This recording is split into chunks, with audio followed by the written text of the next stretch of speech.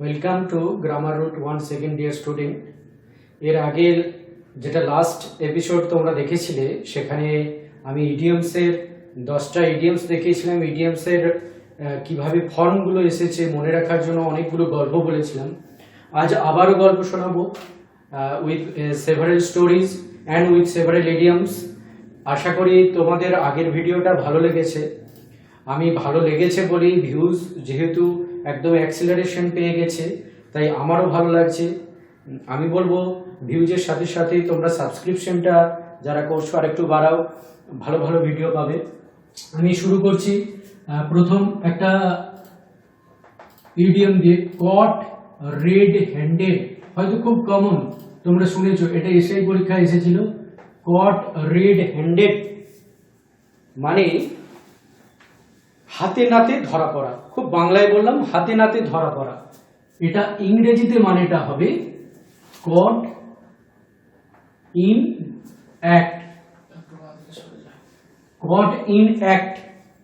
কট red handed মানে হচ্ছে কট in act. এইবার কট ইন অ্যাক্ট এটা কিভাবে হলো কট রেড হ্যান্ডেড, এটাই এবার গল্পটা শোনো। বললাম যে আজও অনেক several stories I will share with you. এবার কট রেড হ্যান্ডেড কেন caught in act? Caught in act কথাটা খেয়াল করো, যখন কাজ করছে ঠিক সেই মুহূর্তে, at that time he was caught. কি করে? এক ধরনের ডাস্ট ব্যবহার করত যারা ঘুষ নেয় তাদেরকে ধরার জন্য। কিভাবে? টাকার মধ্যে এক ধরনের সাদা ডাস্ট দিয়ে দিত। এবার যে ঘুষ নেয় সে টাকাটা হয়তো নিয়ে ড্রয়ারে রেখে দিল। যারা ওই ট্র্যাকিং করছে তারা যে ওই লোকটাকে যে ঘুষ নিয়েছে তার হাতে ওই হাতটা নিয়ে ওই জলের মধ্যে দিত। যেই জল দিত ওই যে সাদা ডাস্টটা আছে, ওই সাদা ডাস্টটা লাল হয়ে যায়। সেই জন্য ওই যে লালটাই হচ্ছে প্রমাণ যে ওই ডাস্টটা দেওয়া ছিল। তাহলে হাতটা লাল হয়ে গেছে, সেই জন্য দেখো রেড হ্যান্ডেড। ওই কাজটা করার সময় হতো, সেই জন্য বলা হতো কট রেড হ্যান্ডেড মানে কট ইন অ্যাক্ট। আশা করি মনে থাকবে রেড হ্যান্ডেড মানে হাতটা লাল কেন হলো। এবার ক্যাটস অ্যান্ড ডগস। এই ক্যাটস অ্যান্ড ডগস মানে অনেকেই ভাবে রেনিং হেভিলি, না, শুধু হেভিলি। ক্যাটস অ্যান্ড ডগস মানে শুধু হেভিলি। এটা বৃষ্টির ক্ষেত্রে সাধারণত ব্যবহার করা হয় বলে it is raining cats and dogs. এবার ক্যাটস অ্যান্ড ডগস মানে হেভিলি কি করে হলো? বেড়াল আর কুকুর যখন দৌড়ায় একে অপরের লড়াইয়ের সময়, তখন ভাবো কুকুর বেড়ালকে যখন তাড়া করছে কি স্পিডে যায়। সেই স্পিডটার জন্য বৃষ্টি যখন ওই স্পিডে পড়ে তখন ক্যাটস অ্যান্ড ডগস বলা হয় মুষলধারে বৃষ্টিকে। যে কোনো জিনিস খুব হেভিলি স্পিডে যখন যায় তখন তাকে ক্যাটস অ্যান্ড ডগস বলে। তাহলে খেয়াল রেখো, ক্যাটস অ্যান্ড ডগস মানে হচ্ছে হেভিলি যে কোনো জিনিসের ক্ষেত্রে, তবে বেশিরভাগ ক্ষেত্রে এটা রেনিং এর ক্ষেত্রে ব্যবহার করা হয়। তোমাদের শুধু এই অপশনটা খেয়াল রেখো। আমি আজকে অনেকে প্রশ্ন করেছো, আমি সেই প্রশ্নের উত্তর দেবো। যেগুলো অনেকে প্রশ্ন করেছো যে এগুলো কিভাবে পরীক্ষায় দেয়, আমি ইডিয়মের ক্লাসটা শেষ করিনি, তোমাদের সব প্রশ্নের উত্তর দেব। এবার নেক্সট চলে যাই, ক্রোকোডাইল টিয়ার্স। এটা বাংলায় অনেকবার শুনেছো, ইংরেজিতেও হয়তো শুনেছো যে ক্রোকোডাইল টিয়ার্স মানে হচ্ছে কুমিরের কান্না। আমরা কখন কুমিরের কান্না বলি? যে কান্নার কোনো মানে থাকে না। সেই জন্য এর মিনিংটা হয়ে যায় সুপারফিশিয়াল সিম্প্যাথি। Superficial sympathy. এবার সিম্প্যাথি মানে জানো সমবেদনা জানানো, সুপারফিশিয়াল মানে যেটা বাহ্য, খুব বাহ্যিক, যেটা খুব অ্যাপারেন্ট, যেটা not in heart. Sympathy not in heart তাকে বলা হয় সুপারফিশিয়াল সিম্প্যাথি। এবার তাকে ক্রোকোডাইল টিয়ার্স কেন বলে, কি করে মনে রাখবে? ক্রোকোডাইল টিয়ার্স এর গল্পটা এরকম, কুমির খাওয়ার পর তাদের যে আমরা যেগুলো বলি কয়েসের দাঁত, সেই দাঁতে খাবার ঢুকে যায়। এগুলো সাধারণত নীল নদীর কুমিরের ক্ষেত্রে দেখা যায়। সেখানে ওই খাবারগুলো যখন দাঁতের ফাঁকে ঢুকে যায়, তোমরা মিথজীবিতা জিনিসটা জানো, যে মিথজীবিতা মানে একে অপরের উপকার করে বাঁচে যারা। ওখানে এক ধরনের পাখি আছে যারা যে ওই যে দাঁতের ফাঁকে যে খাবারগুলো ঢুকে যায় ওগুলোকে খেয়ে বার করে। এবার পাখিটা যখন ভিতরে ঢোকে তখন কি হয়? কুমিরটা চোয়ালটাকে অনেকটা বড় করতে হয়, হাঁটা অনেকটা বড় করতে হয়, আর পাখিটা যে ওই খাবারগুলো তুলে খেয়ে নেয়। তাহলে পাখিটারও পেট ভরলো আর কুমিরেরও দাঁতটা উপকার হলো।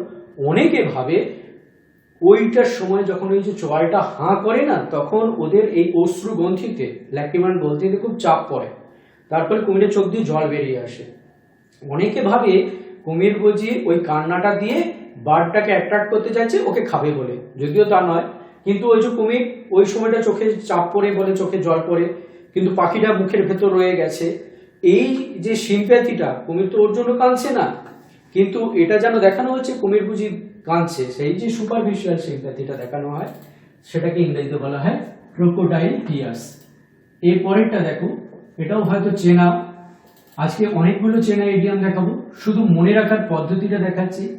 Bolt from the blue, bolt from the blue, এটার মানে হচ্ছে আনএক্সপেক্টেড ডেঞ্জার।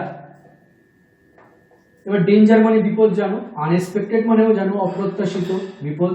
ভালো করে কথাটা খেয়াল করো, তাহলে বুঝতে পারবে বোল্ট ফ্রম দ্য ব্লু মানে কেন আনএক্সপেক্টেড ডেঞ্জার।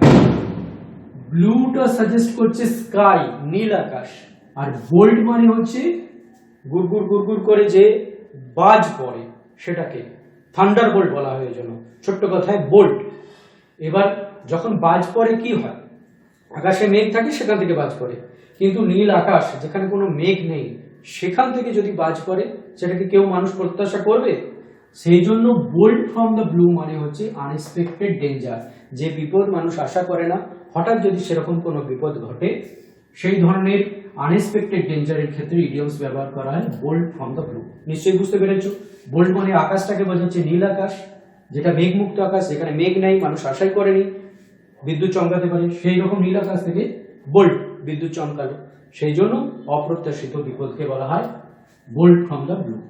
এবার পাঁচেরটা দেখো, beat black and blue, beat black and blue, এইটার সেম মিনিংটা লেখো, বা যেটা অপশনে থাকবে ব্যাডলি ব্রুইজড। এবার ব্রুইজ জিনিসটা কই বলি, ব্যাডলি জিনিসটাও বুঝিয়ে দিচ্ছি, আর ব্ল্যাক অ্যান্ড ব্লু কেন হয় বলে দিচ্ছি। ব্রুইজড মানে কিন্তু বিটিং নয়, মারা নয়। ব্রুইজ মানে ধরো কোনো একটা জায়গা তুমি খুব জোরে চেপে ধরলে, চেপে ধরলে কি হবে, সেই জায়গাটায় দেখবে খুব বাংলায়, পাতি বাংলায় কালশিটে পড়ে যায়, তাই তো? এবার ব্রুইজড মানে ওই যে চেপে ধরা, ওই ধরনের যে হার্টটা, আঘাতটা, সেটাকে ব্রুইজড করা বলা হয়। কাউকে খুব জোরে চেপে ধরলে, হাতটা কোথাও ঠোকা লেগে গেল, এগুলোকে ব্রুইজড বলা হয়। এবার এই যে কালশিটে পড়ে, কালশিটে যখন পড়ে তার খেয়াল করো, কালশিটে যখন পড়ে তখন তার রংটা কি হয়, যে জায়গাটা কালশিটে পড়ে, ধরো এরকম একটা জায়গায় কালশিটে পড়েছে, কেমন রংটা হবে, দেখবে চারপাশটা কালো হয়ে গেছে আর ভিতরের অংশটা নীলচে হয়ে গেছে। এইবার খেয়াল করো ব্ল্যাক আর ব্লু কথা, beat black and blue, beat black and blue মানে হচ্ছে ব্যাডলি ব্রুইজড। কেন ব্যাডলি ব্রুইজড বললাম, এই যে কালো দাগ হয় আর নীল দাগও হয়, তাহলে যখন কাউকে প্রহার করা হয়, কোনো আঘাত করা হয়, তাহলে নীল আর কালো দুটোই যখন স্পট পড়ে, তখন তাকে বিট ব্ল্যাক অ্যান্ড ব্লু বলে। এটাকে idioms beat black and blue মানে হচ্ছে ব্যাডলি ব্রুইজড। এবার নেক্সট চলে যাই, বাই ডিন্ট অফ। এই বাই ডিন্ট অফ মানে হচ্ছে বাই মিনস অফ, মানে কোন উপায়। এটার সেম মিনিং এটাই, এই ক্ষেত্রে একটা বলে দিই, এটা এই কারণে দেখালাম, এটার ব্যাখ্যা কিছু নেই। এই বাই ডিন্ট অফ বলে বাই মিনস অফ লিখবে, বাই মিনস অফ বলে বাই ডিন্ট অফ লিখবে। কিন্তু এক্ষেত্রে আমি যে জায়গাটা সাবধান করব, এই দুটো শব্দ ডিন্ট আর ডেন্ট, এই দুটোকে খেয়াল রাখবে। ডিন্ট মানে যেটা একটু গভীর বোঝাবে, আর ডেন্ট যেটা স্যালো, মানে যেটাকে বলো তোমরা অগভীর। বাই ডেন্ট অফ আর বাই ডিন্ট অফ কি বোঝাচ্ছে একটু দেখে নিও। ডিন্ট অফ, যখন ডিন্ট মানেই হচ্ছে কোনো পরিশ্রম করে যেটা কিছু পাওয়া যায় কোনো উপায়, বাই মিনস অফ কোনো উপায়ে, তাকে বাই ডিন্ট অফ বলা হয়। এবার এই যে প্রশ্নটা দিচ্ছে, এটা WBCS এ, পুল ইয়োরসেলফ টুগেদার, পুল ইয়োরসেলফ টুগেদার, এইটার মানে আক্ষরিক ভাবে পাবে না, এইটার মানে কন্ট্রোল ইয়োরসেলফ। এটা মূলত ইমোশনের ক্ষেত্রে বলা হয়, কন্ট্রোল ইয়োরসেলফ। কন্ট্রোল আর পুল দুটো কথা খেয়াল করো, পুল আর কন্ট্রোল, ইয়োরসেলফ yourself together, যখন নিজের ইমোশনকে খুব বেশি কন্ট্রোল করতে হয়, এটা WBCS পরীক্ষায় পড়েছিল, এটা WBCS এর প্রিভিয়াস ইয়ারের কোশ্চেন, যেমন প্রথমে এটা বললাম এসআই পরীক্ষায় পড়েছিল, তেমন পুল ইয়োরসেলফ টুগেদার মানে হচ্ছে কন্ট্রোল ইয়োরসেলফ, স্পেশালি ইমোশন। খেয়াল রেখো, কন্ট্রোল ইয়োরসেলফ মানে হচ্ছে পুল ইয়োরসেলফ টুগেদার, নিজেকে সংযত করা, মানে নিজের যা কিছু আবেগ যেটা প্রকাশ হচ্ছিল সেটাকে টেনে ধরা। পুল মানে টানা, সেই জন্য এটা কন্ট্রোল ইয়োরসেলফ। শুধু মনে রাখার জন্য বারবার ক্লুগুলো দিয়ে যাচ্ছি, ক্লুগুলো মাথায় থাকবে এই কারণে, যখন মাথায় থাকবে যে কোনো জিনিস দিলে খুব চট করে মনে পড়ে যাবে, বিশেষ করে অপশনটা যখন দেখবে তখন স্যারের কথাটা মনে পড়ে যাবে। আমি চাইছি সেই জন্য এইভাবে করাতে, যাতে তোমাদের সবটুকু মনে পড়ে যায়।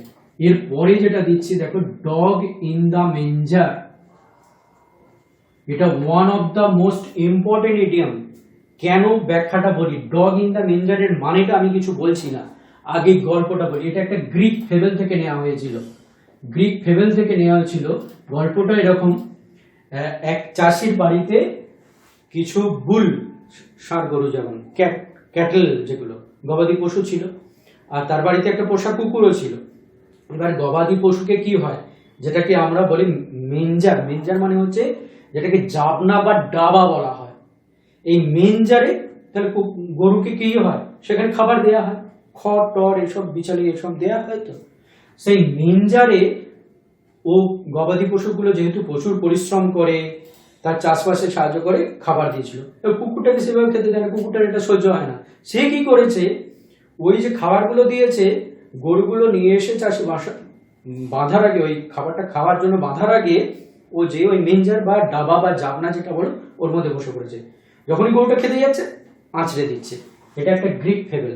তাহলে কি হলো, যার কোনো দরকার নেই সে সেই জায়গায় যেয়ে যখন বাধা দেয়, ওই যে কুকুরটা বাধা দিল গরুকে খেতে দেওয়া, তাহলে no need of but prevent other to do it. দেখো কেন এটা বললাম, নো নিড অফ, কুকুরটা তো কোনো প্রয়োজন ছিল না, প্রিভেন্ট আদার, অন্যকে বাধা দিল, টু ডু ইট, সেটা করতে। তাহলে যখন কারো কোনো প্রয়োজন থাকে না, কিন্তু সে সেখানে যে অন্যকে বাধা দেয়, নিজেও করবে না আবার অন্যকে বাধা দেয়, সেক্ষেত্রে ডগ ইন দা মেঞ্জার কথাটা ব্যবহার করা হয়। তাহলে মনে থাকবে, no need of but prevent other to do it. এটা এক্সপ্লেন করলাম, এটা ছোট কথাতে এই ধরনের কিছু থাকবে, সেটা খেয়াল রেখো, সেই অনুযায়ী করবে। Next 9, good Samaritan. Good Samaritan মানে লেখো, এর আগে মানেটা বলো, তারপর আমি গল্পটা বলছি। ফিলান্থ্রোপিস্ট মানে যে খুব উপকারী ব্যক্তি, তাকে ফিলান্থ্রোপিস্ট বলা হয়। এবার তাকে গুড সামারিটান কেন বললো, সামারিয়া হচ্ছে একটা প্রদেশের নাম, জেরুজালেম আর জেরিকো, এটা একটা ফেবেল থেকে, সরি, এটা একটা প্যারাবেল থেকে নেওয়া হয়েছে, যীশু খ্রিস্টের একটা গল্প থেকে। সেখানে জেরুজালেমের একটা জায়গা আছে, জেরুজালেম থেকে জেরিকো যাচ্ছিল একটা ব্যক্তি, সেই ব্যক্তিটা একটা ডাকাতের হাতে পড়ে। এবার ডাকাত তাকে আঘাত করে তার সমস্ত কিছু লুটপাট করে নিয়ে চলে যায়। ওই সময় সামারিয়া থেকে একটা লোক আসছিল হেঁটে, সে কি করে, সেই অসুস্থ ব্যক্তিটাকে তুলে নিয়ে যে সেবা শুশ্রূষা করে, তাকে সারিয়ে তোলে এবং তাকে সুস্থ জীবনে ফিরিয়ে দেয়। এই যে মানুষের যেচে উপকার করলো, তাকে উপকার করতে বলেনি, কিন্তু এই যে যেচে উপকার করলো, এই জন্য যারা খুব যেচে উপকার করে, মানুষের নিজের স্বার্থ না দেখে, তাদের গুড সামারিটান বলা হয়, এই জন্য ফিলান্থ্রোপিস্ট বলা হয়েছে। মনে রাখবে, ফিলান্থ্রোপিস্ট কথাটা খেয়াল রেখো, গুড সামারিটান কথাটা খেয়াল রেখো, এটা সামারিয়া থেকে এসেছে। সামারিয়ার লোকেরা সাধারণত এই ধরনের মানসিকতা পোষণ করতো, এবং গল্পেতেও সামারিয়ার গল্পটা শুনলে সেই জন্য গুড সামারিটান মানে হচ্ছে ফিলান্থ্রোপিস্ট। এবার যেটা দিচ্ছি এটা অনেকেই জানো, তবু মনে রাখার জন্য একবার বলে দিই, হারকিউলিয়ান টাস্ক কথাটা দেখেই বুঝতে পারছো, ডিফিকাল্ট টাস্ক। এবার হারকিউলিয়ান টাস্ক মানে, আমি শুধু টাস্ক বলিনি, যে জন্য এটা লিখলাম, হারকিউলিয়ান টাস্ক মানে হার্ড টাস্ক বা এই ধরনের যে ডিফিকাল্ট টাস্ক, খুব টাফ টাস্ক, সেগুলোকে হারকিউলিয়ান টাস্ক বলা হবে। যে কোনো টাস্ক নয় কিন্তু, not any task but hard or difficult task next to impossible to achieve, সেই ধরনের যে টাস্ক তাকে হারকিউলিয়ান টাস্ক বলে। কারণ জানো তোমরা হারকিউলিয়াসের কথা জানো, খুব শক্তিধর একজন ছিল, কিন্তু তাকে 9টা অ্যাকশন করতে হয়েছিল তার অ্যাচিভমেন্ট আনার জন্য। যেমন নেমিয়ানের সিংহ ধরতে হয়েছিল, একটা সোনার হরিণ ধরতে হয়েছিল, সেই সোনার হরিণটা এত দ্রুতগামী যে তার নাগাল পাওয়া যায় না, তাকে ধরতে হয়েছিল। গোল্ডেন আপেল আনতে হয়েছিল, সুয়েজ খালকে ঘুরিয়ে দিতে হয়েছিল একটা স্টেবল পরিষ্কার করার জন্য। এরকম 9 ধরনের প্রচুর শক্ত কাজ যেটা সাধারণ কেউ করতে পারবে না, সেই যে কঠিন কাজ করতে হয়েছিল এবং সেটা করে সে সফল হয়েছিল। সেই জন্য যে কোনো ডিফিকাল্ট টাস্ককে বলা হয় হারকিউলিয়ান টাস্ক। এরপরে এই যে কোশ্চেনটা দিচ্ছে ওয়াইল্ড গুজ চেজ, এই ওয়াইল্ড গুজ চেজ এইটার মানে লেখো ফিউটাইল সার্চ। ফিউটাইল সার্চ, দেখো ওয়াইল্ড গুজ চেজ এটাও WBCS এর একটা কোশ্চেন। যারা প্রিভিয়াস ইয়ারের কোশ্চেন প্র্যাকটিস করছো তাদের ক্ষেত্রে বলছি, এটা একটা প্রিভিয়াস ইয়ারের কোশ্চেন। ওয়াইল্ড গুজ চেজ এইটার মানে হচ্ছে ফিউটাইল সার্চ। আমি সাধারণত প্রত্যেকটা ক্লাসে কিছু ইম্পর্টেন্ট দেখাবো, কিছু প্রিভিয়াস ইয়ারের দেখাবো, আগের বারেও দেখিয়েছি, দেখবে আমি প্রিপারেশনের ক্লাসেও দেখিয়েছিলাম। তোমাদের এখন যেগুলো করাচ্ছে একবার বসিয়ে দিচ্ছি, আমি পরে এটা নিয়ে কথা বলছি। ওয়াইল্ড গুজ চেজ মানে ফিউটাইল সার্চ। এবার ফিউটাইল সার্চ মানে জানো যে সার্চ যে অনুসন্ধানে কোনো কাজে লাগে না, কিন্তু তাকে ওয়াইল্ড গুজ চেজ কেন বলা হয়? গুজ মানে জানো রাজহাঁস। এক সময় ইংল্যান্ডে 17th সেঞ্চুরিতে যারা হর্স রাইডার, যারা ঘোড়া চাপা শিখতো, তাদেরকে একটা ট্রেনিং করতে হতো, তাদের সামনে একজনকে লিডার দিয়ে দেওয়া হতো, সেই লিডার যেদিকে যাবে সে সেদিকে যাবে। এবার লিডার কি করতো, এইটাকে অনেকটা মজার ছলে বা ওদেরকে শাস্তি দেওয়ার বা কঠিন পথে দেওয়ার জন্য রাজহাঁসের দলকে অনুসরণ করতো। এবার রাজহাঁসের দল তো যখন অনুসরণ করবে, রাজহাঁস কি ঘোড়ার সঙ্গে ছুটে পারতে পারে? সাধারণত যারা ঘোড়ায় চড়ে তারা কি হরিণ বা বড় বড় অ্যানিমেল, তাদের পিছনে দৌড়ালে প্র্যাকটিসটা হয়। কিন্তু লিডার কি করতো, গুজের ভিতরে চড়তো, তাহলে তো তার কাজটা সফল হতো না।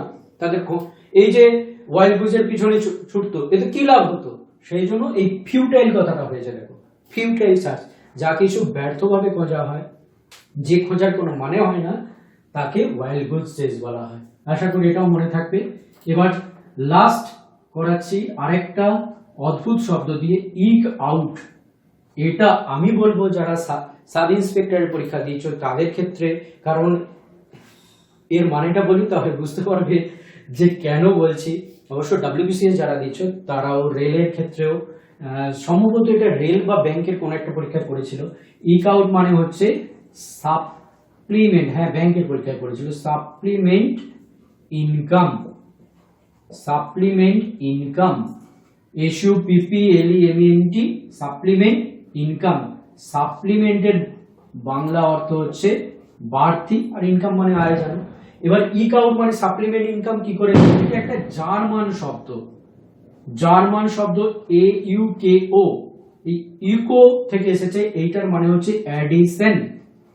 আমাদের অনেক জার্মান শব্দ ইংরেজি সাহিত্যে ঢুকেছে, তার মধ্যে একটা শব্দ হচ্ছে ইকো। ইকো থেকে এসেছে ইক, ইকো মানেই দেখো অ্যাডিশন, অ্যাডিশন মানেও জানো বাড়তি। সেই জন্য ইক আউট মানে হচ্ছে সাপ্লিমেন্ট ইনকাম বা বাড়তি কোনো রোজগার। তাহলে 12টা বোঝালাম। কট রেড হ্যান্ডেড মানে caught in cats and dogs মানে হচ্ছে হেভিলি, প্রচন্ড পরিমাণে। ক্রোকোডাইল টিয়ার্স মানে হচ্ছে superficial sympathy. Bold from the blue মানে বুঝতে পেরেছো আনএক্সপেক্টেড ডেঞ্জার, যে বিপদের আশা তুমি করনি। Beat black and blue, badly bruised, bruised বানানটা খেয়াল রাখবে। বাই ডিন্ট অফ মানে হচ্ছে বাই মিনস অফ, এটা ভাইসা ভার্সা, একে অপরের মানে হয়। ডিন্টার ডেন্টা বুঝিয়েছি। পুল ইয়োরসেলফ টুগেদার, এটা WBCS এর question. Control yourself, special emotion, বারবার বলছি special emotion. Dog in the manger, এটা গ্রিক ফেবল থেকে নেওয়া হচ্ছে। No need but prevent other to do it, এটা এই ধরনের কিছু থাকবে, হয়তো এত বড় নাও থাকতে পারে, কারণ এটা তো অপশন দেওয়া থাকবে। শুধু এইটুকু মনে রাখবে, যে অপশনটা বোঝাবে যেখানে প্রয়োজন নেই অথচ সে যে বাধা দেয় অন্য কেউ। গুড সামারিটান, এটার অপশন আর কিছু থাকবে না, ফিলান্থ্রপিস্ট থাকবে অথবা উপকার করে এরকম। হারকিউলিয়ান টাস্ক, এটা ডিফিকাল্ট টাস্ক বা সেই রকম কোনো কাজ যেটা অ্যাচিভ করা শক্ত, এই ধরনের দেবে। ওয়াইল্ড গুড চেজ, এটা ফিউটাইল সার্চ, এই ধরনের অপশন দেবে। আর ইক আউট মানে বললাম সাপ্লিমেন্ট ইনকাম। এই যেগুলো বললাম, এবার যারা প্রশ্ন করেছে, যে যেমন একজন প্রশ্ন করেছে স্যার এগুলো কিভাবে থাকবে, যারা প্রিভিয়াস ইয়ারের কোশ্চেন দেখো তারা জানো, অথবা আমি তোমাদের বলে দিচ্ছি। এই যে ধরো আমি একটা উদাহরণ দেখালাম, ক্যাটস এন্ড ডগস। এই ক্যাটস এন্ড ডগস এর 4টে অপশন দিয়ে দেবে, 4টে অপশনের মধ্যে একটা অপশন থাকবে হেভিলি, যেমন করে এমসিকিউ বলতে না আগে তোমরা এইচএসএ বলো বা মাধ্যমিকে বলো, এই যে এমসিকিউ করতে সেরকম এমসিকিউ এর মতো এরকম 4টে অপশন দিয়ে দেবে। 4টে অপশনের মধ্যে একটা অপশন এই যে উত্তরগুলো লেখালাম, এই যে মানেগুলো লিখলাম, একটা থাকবে। তোমাদের কাজ হচ্ছে সেই অপশনটা মার্ক করা। আচ্ছা, আর যারা প্রশ্ন দিয়েছো, অনেক একটা প্রিপোজিশন নিয়ে প্রশ্ন দিয়েছো, আমি এক্ষেত্রে বলি, সনতে প্রশ্ন করেছো স্যার আমি যদি প্রশ্ন করি উত্তর কি পাবো? ডেফিনেটলি উত্তর পাবে।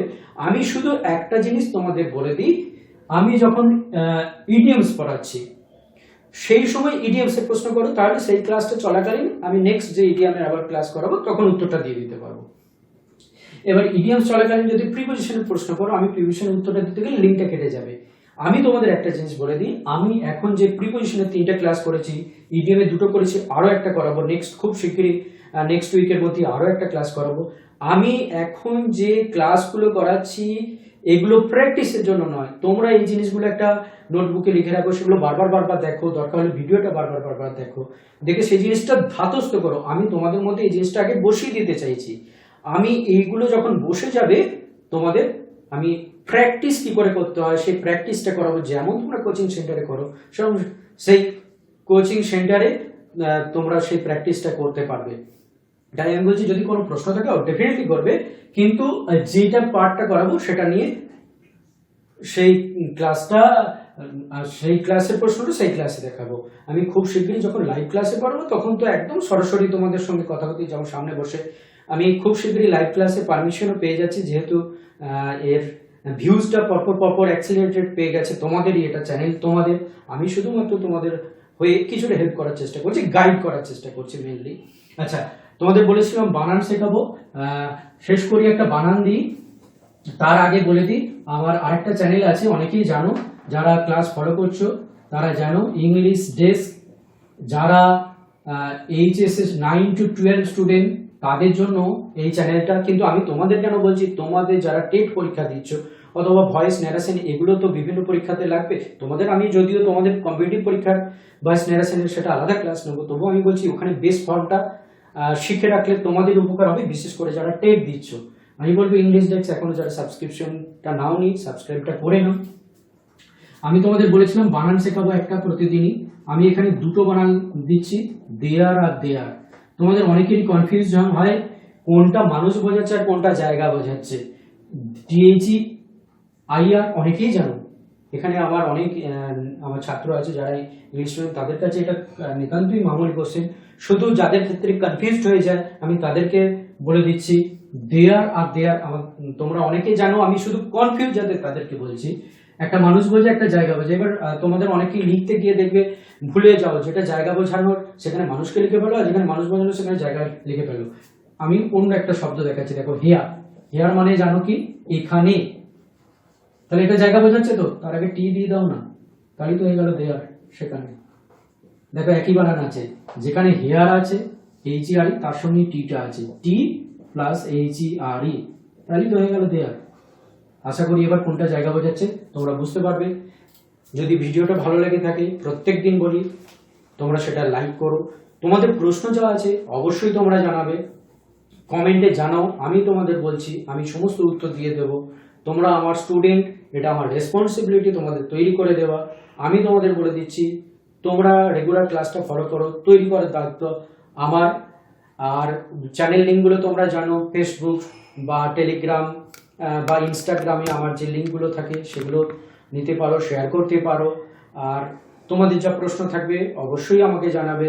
যদি ভালো লেগে থাকে বন্ধুদের শেয়ার করো, তাদের সাবস্ক্রাইব করতে বলো। একটা কথা বলে দিই, গুরুকে দক্ষিণা না দিলে শিক্ষা সম্পূর্ণ হয় না।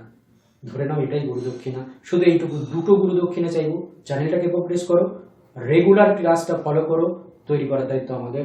আপাতত গুড নাইট, ভালো থেকো।